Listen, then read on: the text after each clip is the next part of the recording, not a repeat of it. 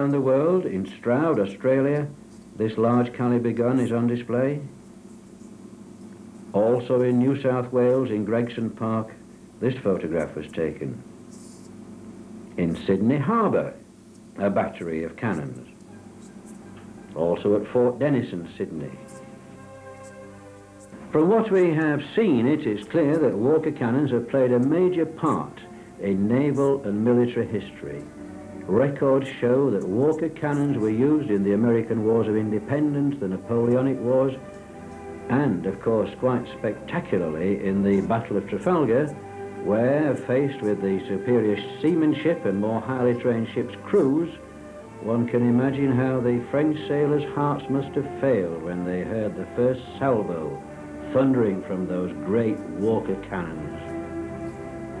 As broadside pounded into their ships while they struggled to reload, they must have known that their defeat was inevitable.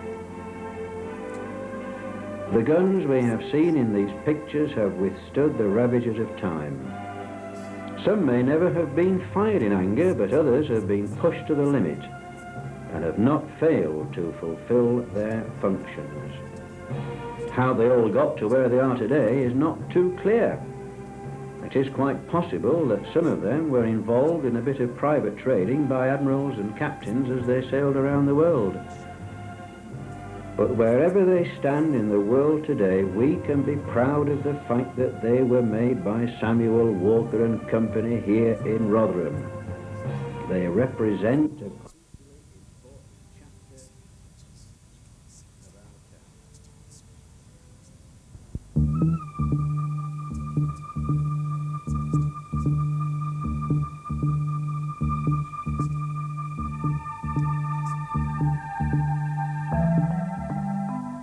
Rotherham.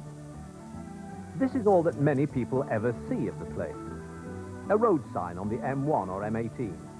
And oh, what images that sign can conjure up.